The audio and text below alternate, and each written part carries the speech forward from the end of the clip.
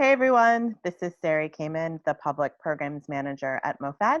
Thank you so much for tuning in to At the Table, our online video series about the impact of COVID on the food and hospitality industry. Today, I am so happy to be speaking with Liz Peralta. She is the Executive Director of the National Supermarket Association. So hello, Liz, how are you? I'm doing really well. I'm really happy to be on your show. I love your museum and what it does, especially to empower not only people and food, but Brooklyn people. I think that the museum is in such a great location. It's an honor to be on here today. So thank you. Oh, thank you so much for saying that. It's an honor to be in conversation with you. So why don't you start off by telling us what the National Supermarket Association does and who you are?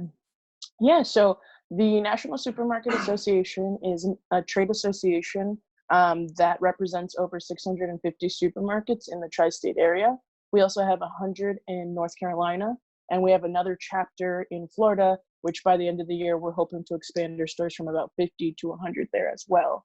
What we do and what makes us special is that we're 99% Latino-owned. Where our supermarkets are independent supermarkets, which means that they're owner operators. So unlike a huge chain, there's no corporate that they refer back to. They are logistics, they are operations, they are running the stores. And so NSA serves as a way to help lobby for WIC or food stamps or anything that these supermarkets owners might need for their communities. And we also protect them from, fines that might be unfair, litigations, because a lot of these members are first generation and they need a stronger voice to represent them in their communities. And the other thing about the NSA that's unique is that, and this will sort of tie in like who we are. So the NSA was born 30 years ago. A lot of our members who have been here for the 30 years, they come from Dominican Republic. They're farmers. They're small town businessmen who came to America and they really had a dream to make something here. And so a lot of them either owned bodegas or they were stock boys in supermarkets. And over time, things kind of transformed and they were passed down a supermarket or they bought a supermarket.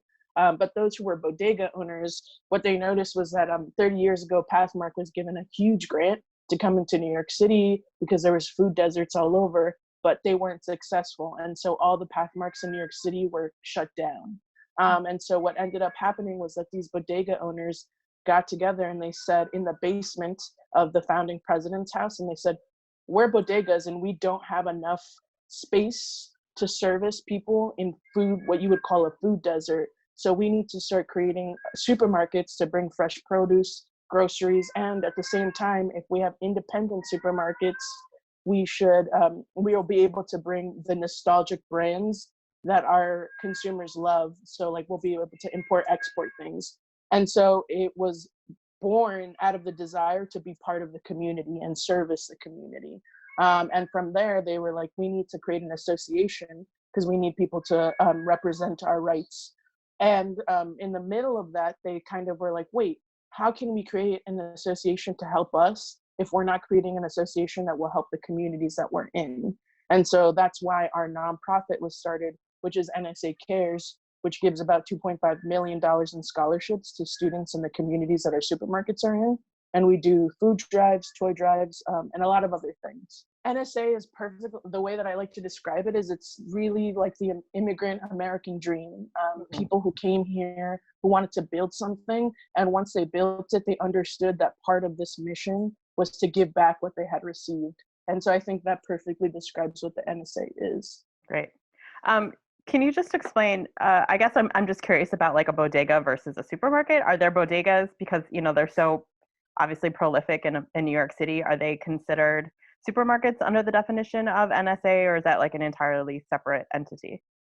So it's separate, but the way that we like to say it is that the Bodega Association, they're like our younger brother or sister, because a lot of our members started off with bodegas and then they heard of the NSA and they started coming to our meetings because we're a membership-based organization.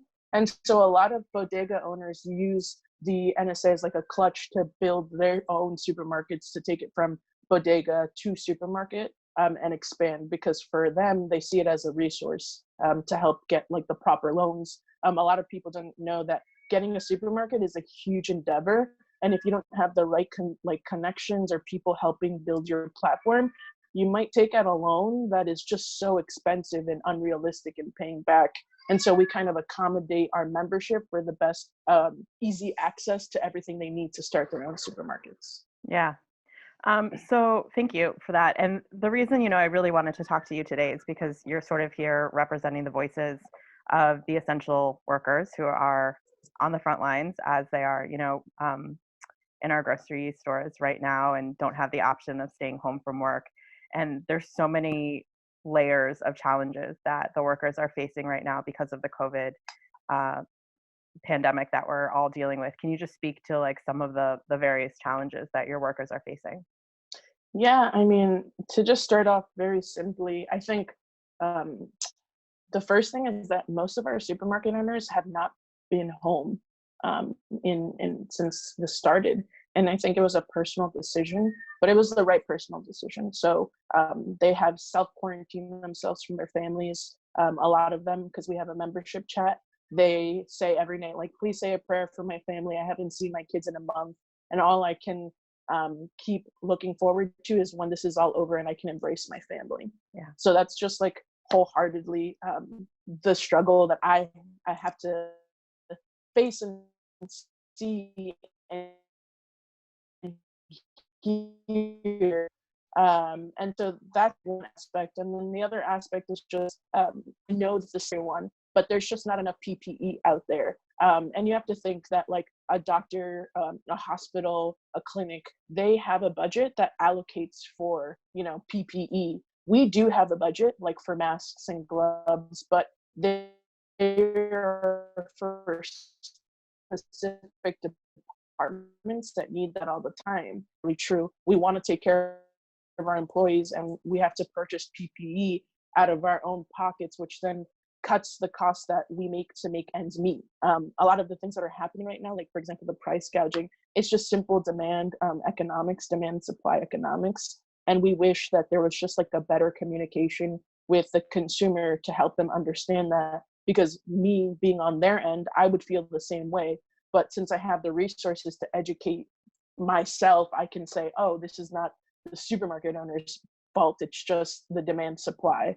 I think other things that we're facing is that although people want to come together in this time to keep everyone safe, I think that oftentimes we're careless unknowingly. So you'll go to a supermarket, you'll wear gloves, you'll wear a mask, and when you leave, you'll just take your gloves and toss them on the floor. I know it's not devious or like trying to cause harm, but these small little actions that we take for granted come a long way, because that means that one less employee has to go out there and pick up gloves that may have the virus on them or whatever it is. But it's these little actions that will help us help the consumers as well. Wait, what do you mean? People throw their gloves on the floor of the supermarket?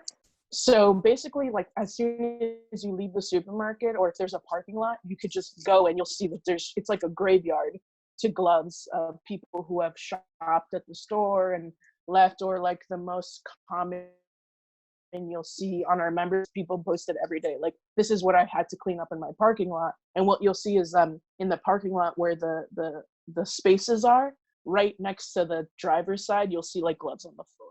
And so like our supermarket employees will have to go and pick them up. And again, this is not pointing fingers. I think it's just like careless actions that we don't think. I think that if I was the other end, I would be like, oh, I'm taking these gloves off now so that I don't spread the germs to my house. Yeah, But I mean, you would think there'd be some thoughtfulness. Throw them in the trash. Yeah. Yeah. Wow, that's really surprising. I mean, I don't know. Maybe it's not. I mean, you would think that if people are putting the gloves on in the first place, like they're having a little bit of an understanding, like why they're putting it on, and that would carry through.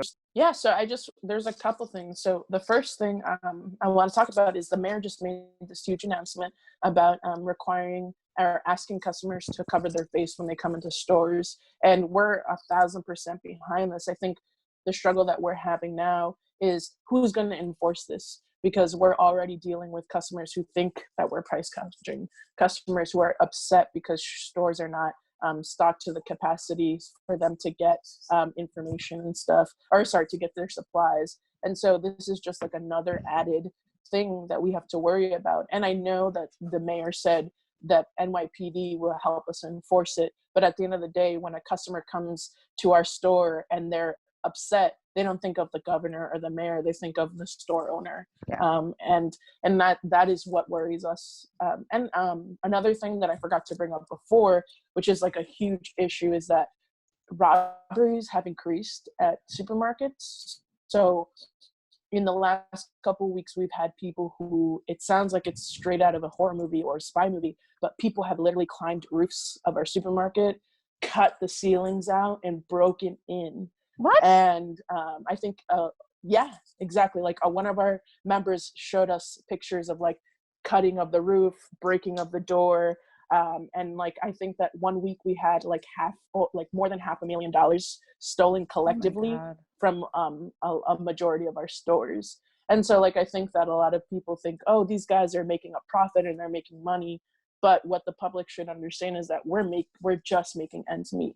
Because if you think that we're increasing eggs that usually are like $1.99, it's because we buy them at a price that's so affordable. But now eggs, I think like a pallet of eggs that, let's just give an imaginary figure, would usually cost like $2 for the pallet, is now costing $60, which means that we have to increase the price to make ends meet. So if anything, if this conversation can help people understand anything, is that it's not price gouging. It's just there's such a demand because people are scared. So if we can collectively help each other, like shop for what you need, don't overshop. We're not closing anytime soon. All the conversations we have with the city and state, their main objective is to make sure that our stores stay open. Right. So if we can all just shop for what we need, we can try to lower the demand, which will then lower the prices. And the other thing, we really worry about women and children. So when March 1st, May 1st, April 1st comes, please be aware to shop for things that are not WIC or food stamps, because the other major problem that's happening now is that the virus is spreading. We're trying to flatten the curve, but these like legal aid companies, they haven't adjusted like the price of eggs. So a mom who usually would have allocated like $1.99 for eggs are $6. They need to adjust these things. So if you're taking the last box of cornflakes that they qualify, who's going to split the difference? Obviously, I think the government is working hard to fix that. But in the meantime, we can all do our part by being hyper aware of what is for food stamps and WIC to help these people that don't have the resources to hire a lobbyist. And we're doing that, like fighting for those people on our end. Yeah. So how do people know what foods are designated for people, who get WIC benefits or SNAP benefits? So usually on store shelves, like I know that our supermarkets will have it labeled like this is a WIC or food stamps. But for basic needs, like think of like cornflakes or anything that doesn't have sugar. So like not Frosted Flakes, but like the generic version of that. That would be something. Milk, eggs, like things that are simple, generic things that like are healthy. So the WIC food stamp programs are programs generated to help women keep their kids healthy and safe. So think of anything that's nutritious and low in sugars. And if you have a question, like if you're shopping and you're like, hey, is there a WIC? You can ask, because we will point out everything. Right. And a lot of our stores are also doing, if you feel like you're doing shopping and you want to pick up 10 items for someone in need, you can purchase them, and then we'll create goodie bags and give them out to people in the community who need them. Okay, that's great to know. So what's the window that people should avoid shopping if they're not someone who relies on SNAP or WIC? I think that like what we always say, the first week of the month is when most families get their SNAP and WIC, and that's when they're shopping. That's usually after like the second week, whatever's on the shelf is usually pretty good. But yeah, that's really it. The first 2 weeks is when you should be really worrying about people who can't afford these things. Yeah. And kind of to your point about over shopping or buying more than you need, I think it's kind of difficult sometimes to sort of figure out like in this moment what the best way to approach shopping is, because people feel pressure to, overbuy because they don't want to go to the supermarket as regularly as they would have because they're trying to avoid, going out. So how do we balance that? How do we make sure like we're getting what we need, but also taking, keeping in mind the fact that we're supposed to stay home and avoid, shopping as much as we normally would? Yeah, I mean, I struggle with the same thing. I grew up with like a single mom who part of like her journey to deal with 8 kids was taking us all to the supermarket and calming us down. So I'm very used to shopping every day. But one of the things that my fiance and I have been working on is that we'll make like a weekly list and we'll say like, hey, we should take into account like 3 meals, 4 meals, whatever. And I think that if you can go into a supermarket with a list and get what you need, it kind of helps you avoid over shopping. Yeah. The other thing is a lot of our supermarkets, and you can go on nsaglobal.org. We have a map up there. We're doing like delivery or we're doing curbside pickup. So if you feel like you want to avoid lines or not get the virus, you can call in and take those orders, and most of them are free for within their neighborhoods that they're in. And I just think that the best way to reduce shopping is try to do what you normally do, but keep in mind that you should try to go to your supermarket maybe once a week as opposed to 3 times a week. And I think this is the best time ever to be creative. Like the other day, I didn't want to leave my house because I was like, oh, maybe it's rainy and all these different things. And me and my fiance just opened our cabinets and we were like, hey, like, what can we make with this? And I think that your museum's website is a great resource as well, because there's so many things that you can navigate through to like do creative things. So I think it's a good time to be creative. We also do a weekly Instagram live pantry challenge on Friday. So people can email us and tell us what they have in their pantries, and our chef will tell you what to make. Sorry, see, that's amazing. And like, I think that those are the things that bring joy to even our grocery workers, like knowing that museums like this exist to highlight and to just give people the beauty of what it means to be a grocer or to be a cook, or just to rethink about our careers and how we do them. I forgot. So a lot of people, so resources, just because I know there's people, senior hours, autoimmune compromise. So I did want to talk a little bit about NSA on our website. We do have designated senior hours at stores. We have this beautiful partnership with Lyft. So if you are senior or autoimmune compromised, you can shop at our stores from 6:30 to 9:30 a.m. and you'll get a free ride to the selected stores. Wow. And so we're really proud of that. And That's it's amazing. Just NSA Relief on the Lyft app. The other thing that we're working on is we're working with Bronx Mutual Aid. So a lot of people are asking like, who has the most need? And what the data is showing us is that the Bronx, the South Bronx. And what I want people to understand is that part of it is, yes, that's where there's a lot of poverty, but that's also where a lot of like undocumented individuals go. And so the resources that maybe the New York State offers or has, they don't necessarily qualify for them because they're undocumented. And so what NSA, since we're sort of born from immigrants, what we're doing is we're focusing our efforts in the South Bronx first. And so we're doing a pilot program where we're going to be giving vouchers to those people in need to shop at our select South Bronx stores. And then what our members are doing is that if the Bronx Mutual Aid gives a voucher for 100, we're matching that voucher for another family in the area. And on top of that, we're partnering with people like Goya Foods to give little bundles of food to different community centers throughout Brooklyn, Manhattan, and all the boroughs. Yeah, that's amazing. So what are you doing and your colleagues doing to support your workers in grocery stores right now who, like you said, are dealing with the challenges of now having to exercise authority for people who are not necessarily wearing masks in their stores, or who are confronted with people who are angry at them because they feel like they're price gouging? Like, what sort of advisories and resources are you giving them to help deal with these challenges? So one thing that I am thankful for is that we have our membership chat. So you could text me at 1:00 in the morning and I would be available. But I think that one of the ways that we are proactive to protect our membership is that since the beginning of this, we've actually been one of the main contacts to the city and state. So the plexiglass that went up in a lot of supermarkets that you see now, we sort of forefronted that because our stores in Florida do that during hurricane season.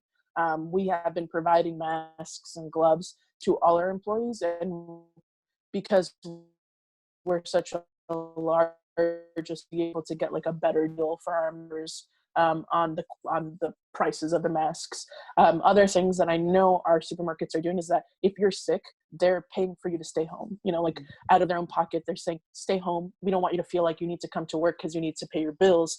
We're here for you." From the beginning to the end. Another thing that we're doing is that I know a lot of our stores are taking the temperature of every employee before they come in the morning. So it's kind of like a check-in. Like if you're sick, you're gonna have to turn around and go home. And then one thing I will say is that over the last couple days, elected officials have been showing up at our stores and giving like lunch to our essential workers, and that's been really helpful. But I think the best thing that the NSA does is that we are a resource. Whenever there are updates, we send them to our membership as soon as possible. If inspectors, because there are some inspectors who have gone into stores and tried to fine us for like the bottle machines not working, but we took an action and we decided to close them down, because why would I do a bottle recycling service so that I could continue to spread a disease? Right. And so we fight those bills. Sometimes police officers unknowingly show up to stores and tell us that we need to close X, Y, or Z or change X, Y, and Z. And so our members call our legislative team and we'll take care of issues like that. So we're basically like another arm for our membership, but we're also another arm for our community, because our members will call us and say, so-and-so, like the food stamps, there's like the Enfamil milk, which is like the milk, the breasts, if you can't breastfeed, you have the little cans of powdered milk. Our members will say like, this stock has decreased, and so families can't get this. And so we'll call the city or state and we'll work on like how to create better logistics to get these things that families need. And so I think we try to be involved as much as possible, but we can't always be there because, right. Yeah. You do the best you can. Yeah, we do the best we can. Yeah. So how can people in the community, not people who are members of the NSA or, you know, people on your team, how can we best support you, and how can we best support the workers that you are advocating for and representing? Yeah, so I mean, a couple things are, if anyone has resources for PPE, a lot of our supermarkets are fortunate enough to have money to pay for their staff. Some of our supermarkets are brand new, and they're like, when you think of independent supermarkets, think of mom and pops. So some of them are like startups that just opened and they're struggling for resources. So if anyone has contacts for donated supplies, please email, staff.nsaglobal@gmail.com. And the other thing is that we also have a fund, and we're going to be sharing a link on our website pretty soon, but it's just like a GoFundMe charity, because most of our members are saying all we want the public to do is be gracious and thankful. Please don't come to our stores and yell at us. Before you call your local media agency and accuse someone of price gouging, call us, because we will tell you straight up. Like, we'll give you receipts, we'll show you. But more importantly, what they're saying is that we have resources. Continue to shop local, and if you can, donate to our GoFundMe page, because every extra dollar that we have, we want to give back to the communities who need it most. So the best way you can continue to help us is shop local today, tomorrow, and even after the coronavirus. And I guess the last thing I'll say is that please remember that we're not big box stores. I think that Donald Trump spoke a lot on his press conferences, like big box stores and Walmart and all this stuff. We're not big box. And if you think of New York City, there are very few big box stores. And so we're really toughing it out. And so when this all goes back to normal, please shop wherever you want, but consider shopping more at your local supermarket.